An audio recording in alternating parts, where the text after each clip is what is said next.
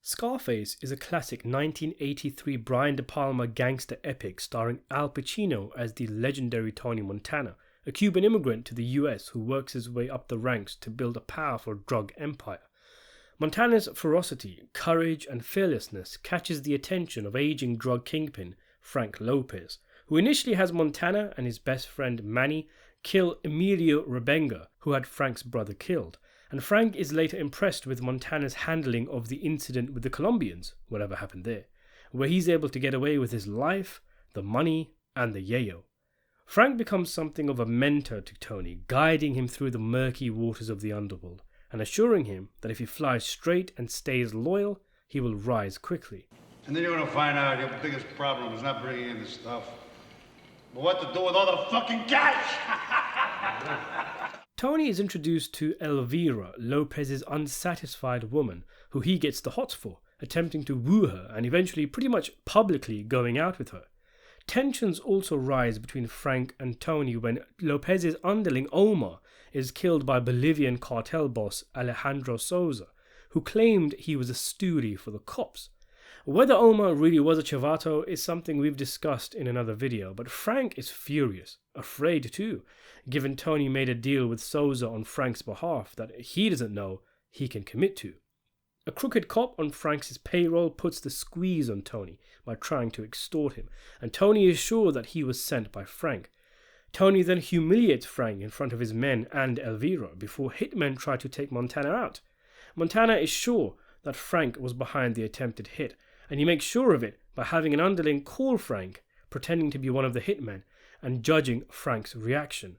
And when he finally gets the confession from Frank, he has him killed. And then he takes his business, his girl, and launches the organization into the stratosphere. Eventually, trouble finds its way to Tony's door.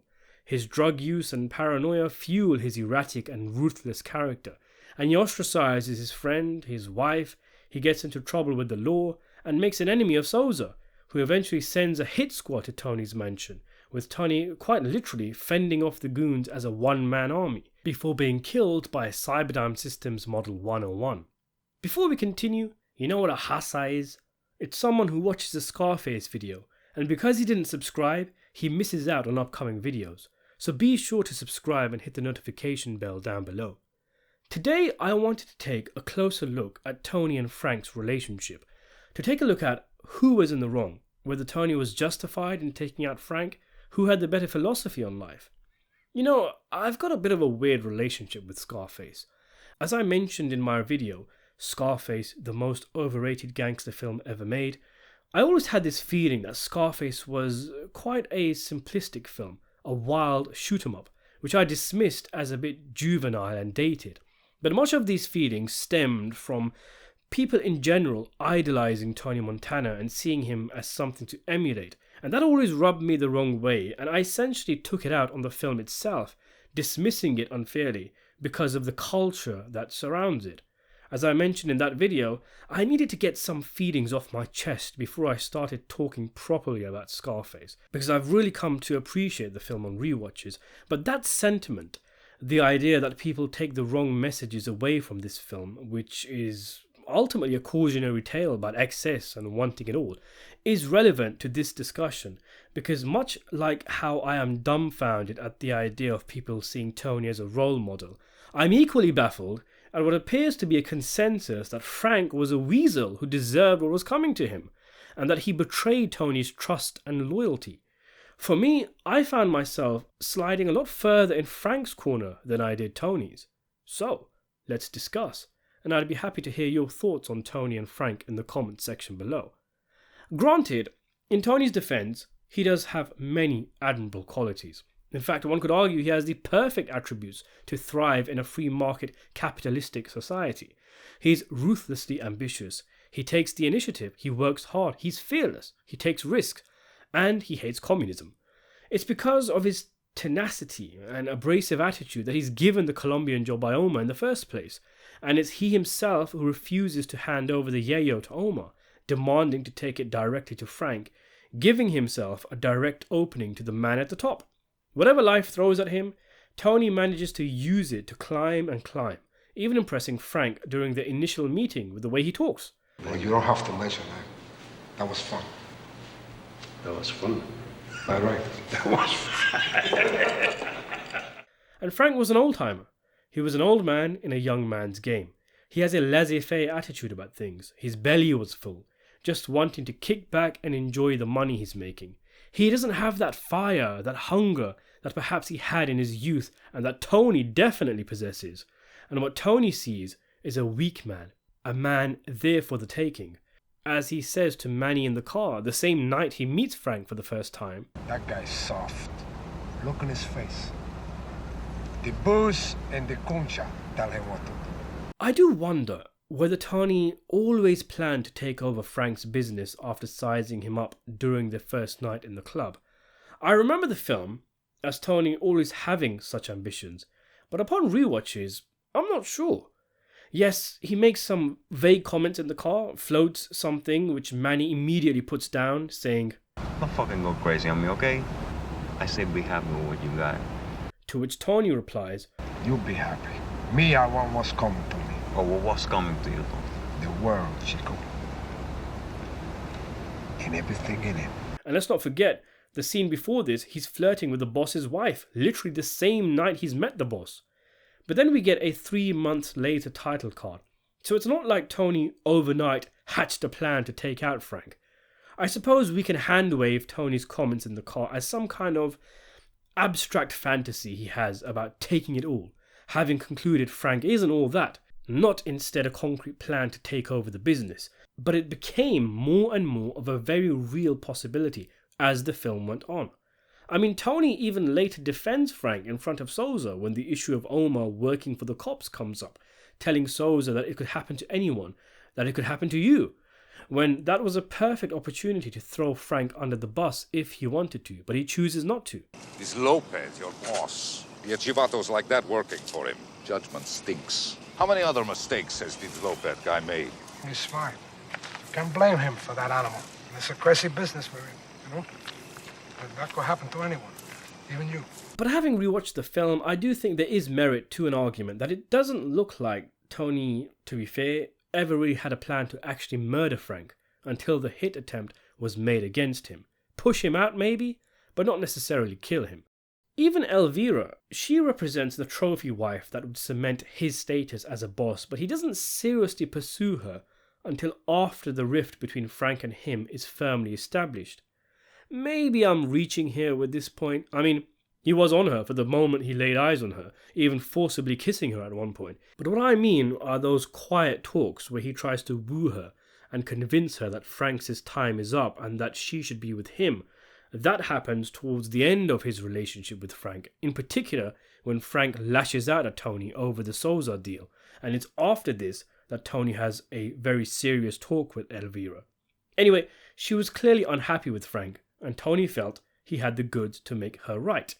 For sure, Tony could have remained loyal and worked hard under Frank, gaining the benefits that come with that, but there would always be the risk that he could be killed on the job. It's not as if Frank is grooming Tony from the love of his heart. As he says to Omar, you get a guy like that on your side, he'll break his back for you. He wanted a fearless guy, and he got it. And Tony knew his worth, knew his own ability, and knew that Lopez, behind the bravado, didn't amount to much. And this is something I found to be the case on a recent rewatch, that Frank Lopez doesn't come off as a major player. There's many hints and clues throughout the film, like when Frank is telling Tony in the club about all these players. He talks about them with respect, trepidation even. When Omar and Tony meet Sousa, Sousa says to Tony, So, this Lopez... and later again, This Lopez, your boss. This Lopez guy... which isn't how you'd address an equal. Throw in Sousa's mistrust of Frank with him having a rat working in his crew, and garnish it with Tony's already low opinion of his boss, and it all adds fuel to a fire that's already burning in Tony. The idea that I could be doing what this guy does, but better. You just get the sense that Frank runs a business that can be taken to the next level, a ship that can be run tighter and be making more money, but he, with his lack of ambition, his laid-back attitude, is not the man to do it. He wasn't powerful enough to have a steady supplier, so goes to guys like Sousa, and he was too afraid of war with the Diaz brothers and Gomez to branch out. Earlier on, Omar tells Tony that they could have hired anyone to do the Rebenga hit, and Tony says, "Why didn't you?" And perhaps the reason is simply because Frank was really just a low-level distributor who didn't have many hitters. And when Tony comes back to Miami, his meeting with Frank compounds this sentiment, with Frank being apprehensive about getting into bed with these major players, worrying that he won't be able to front the cash, that he will have to go to war with the likes of the Diaz brothers, and might even be attacked by Souza himself if he can't deliver. This is a man fearful of change, fearful of revolution, fearful of Tony Montana. Perhaps he should have bowed out, rode off into the sunset, recognizing that this new breed has arrived onto the scene. But instead, once he feels Tony is out of control which he gave him in the first place, he decides to betray Tony's loyalty by having him killed. And not an intelligent bullet to the back of the head in a dark alleyway execution, but a reckless, poor attempt in a public setting with innocent bystanders being killed. And he's so incompetent that Tony is able to waltz in to confront him directly. And then, in his final moments, he shreds himself of whatever dignity he has left with pathetic pleas for mercy, even offering up his woman to Tony. And credit to Tony, he makes sure it was Frank with the phone call trick and getting the confession before he takes him out. And I think there is legitimacy with many of these points made. Maybe Frank should have seen the writing on the wall earlier on, and seeing as though he didn't have the cojones to be a gangster and just wanted to relax, should have left the game before it was too late. But my opinion of Frank, especially on a rewatch, has been a lot more positive than this. I mean, let's get one thing straight. Tony Montana is not a loyal, honourable person. He has these traits, in a limited capacity though. The scene where he refuses to kill the kids come to mind. But the man is a hypocrite whose raging narcissism blinds him to his deficient character and makes him feel like he's not the bad guy when he very much is. He killed Manny for being with Gina when he literally was doing everything in the book to get the boss's wife in his bed, saying, "The eyes never lie, Chico," when claiming Elvira wants him, and exclaiming, "I always tell the truth, even when I lie," are delusions of the highest order. I mean, that last one is easily debunked by when he tells his mum his blood money is actually from political contributions. He's clearly lying then to his own mother. His feelings towards his sister are unhealthy, but in his own mind, he is protecting her. And this protection, of course, ends up getting her killed. It's bad enough that he has an unseemly amount of evil traits, but on top of that, he takes the moral high ground with other characters. I mean, before he kills Frank, he tells him he was always loyal to him. But come on, literally their first night out, he's trying to woo Frank's woman and is floating the idea that he's easily replaceable.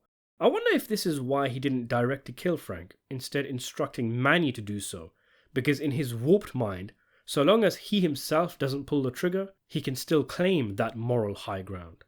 Anyway, it's time for Frank Lopez, an unfairly maligned character, to get his dues. Frank had it all figured out. Sure, he wasn't at the top of the food chain, but why expand? Why go bigger?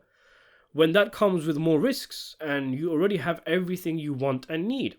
As he says when he explains to Tony what a hassa is, a guy who wants more than what he needs. He don't fly straight. That describes Tony, whereas Frank was content with what he had on his plate. Had he gone the route of expansion, it would pit him in a needless war with the likes of the Diaz brothers. He had what he wanted, and he was just a happy guy all round who seemed to have a zest for life. He enjoyed his material wealth. It gave him pleasure. He had the little league he was invested in, and he was a great laugh. Tony, on the other hand, in his own words, wanted the world and everything in it. He could have flown straight, made a lot of money in relative safety. Instead, his ambition, coupled with his recklessness, opens him up to all sorts of risk. Sure, the organization made an obscene amount of money in a short amount of time under him, but his rise and fall was fast, whereas who knows how long Frank had been peacefully running his outfit.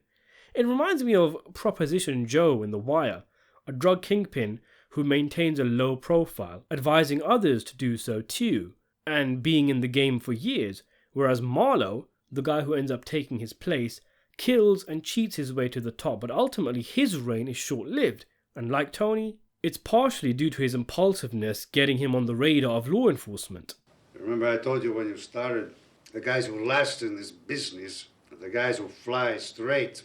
Low key, quiet. And the guys who want it all, chicas, champagne, flash, they don't last.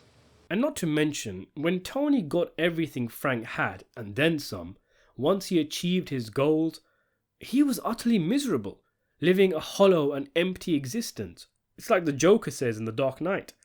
I'm a dog chasing cars. I wouldn't know what to do with one if I caught it. Tony had caught his car, but now that he had done so, he had no further drive or goals. This was the time to kick back and relax, the time to enjoy life like Frank did. But clearly he lacked whatever it is that Frank had. Elvira tells us Frank never talked about money, meaning he had other interests and hobbies. He was living life. But Tony, in spite of all that he had when he reached the apex of his reign, was miserable. Frank gives Tony 2 rules. The first is never underestimate the other man's greed. He himself failed in this regard, failing to recognize the danger that Tony Montana was, that his hunger and ambition was unstoppable, and that he, Frank, was in the way. The second rule, never get high on your own supply, is one that Tony breaks in chaotic fashion with catastrophic consequences. Frank flew under the radar. He was living at large, making enough but not being greedy, and he didn't ask for more than that.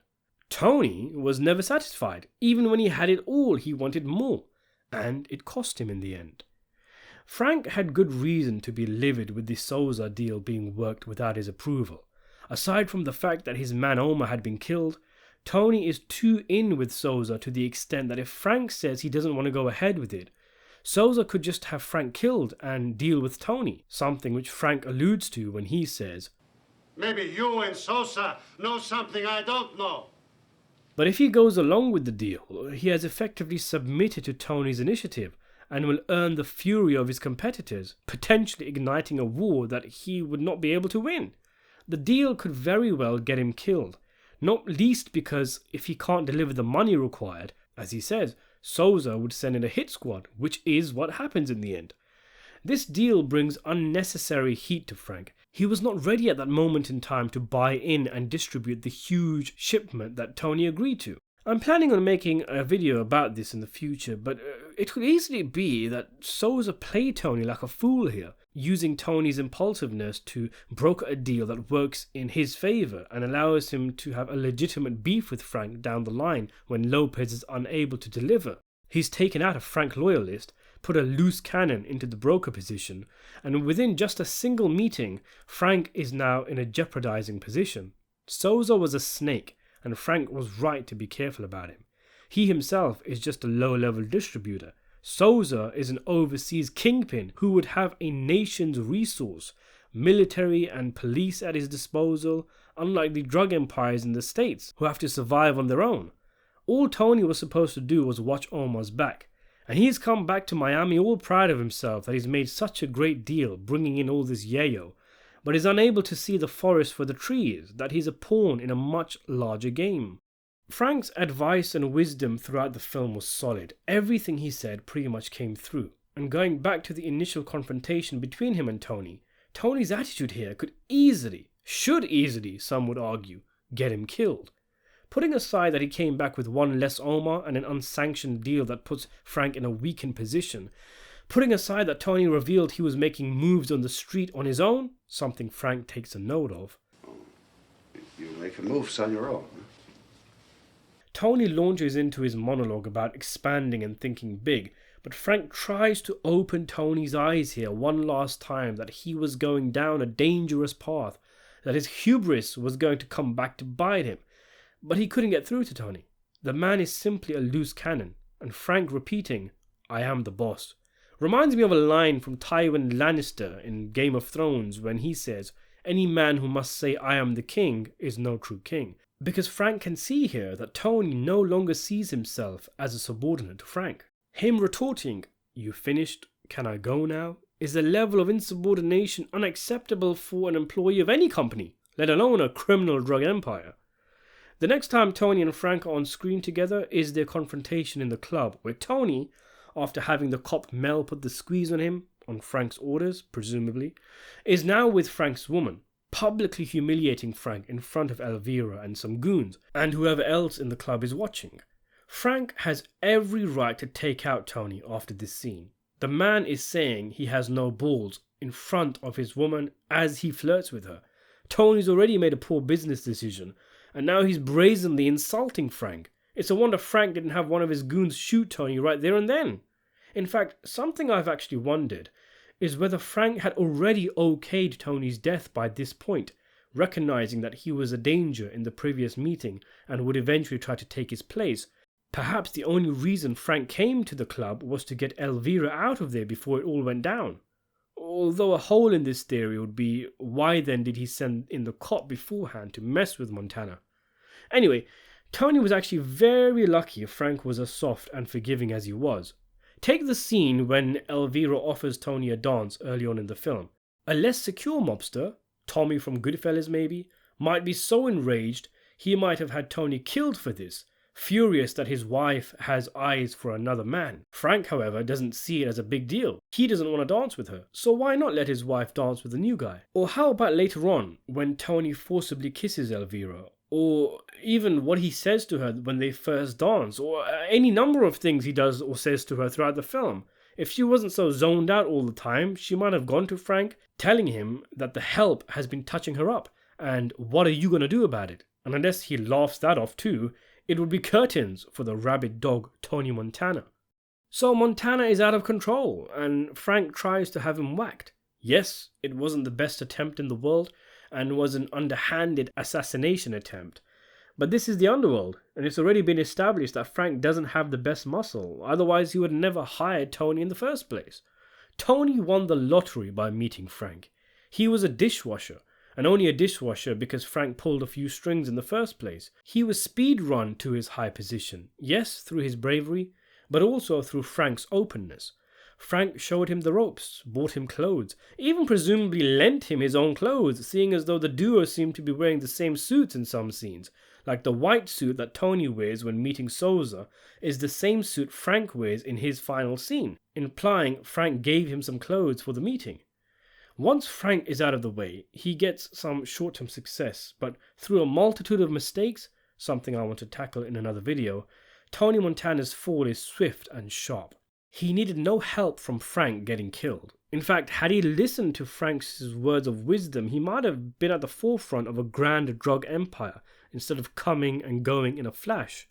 He makes a lot more money than Frank did, sure, but that's precisely the reason the banks try to charge him more, which causes him to go to another set of accountants and ends up in a tax evasion sting, with Sousa coming to him with the deal to take out the journalist in exchange for staying out of prison. And the rest is history. Had Tony stayed low-key like Frank wanted him to, he could have maintained success, but he was wild and got himself killed in the process. And for what? It's not as if Montana even enjoyed his wealth. Tony and Frank were at loggerheads with their competing philosophies of life. One would have to win when the two came to blows, and it ended up being the one with the stronger personality. What do you make of Tony and Frank's relationship, and who do you think was in the right? Was Tony loyal to Frank, and Lopez was a cowardly weasel, or was Tony a loose cannon that had no respect for anyone, least of all the man who put him on the map? Let me know in the comments section below. Subscribe to the channel, and thanks for watching.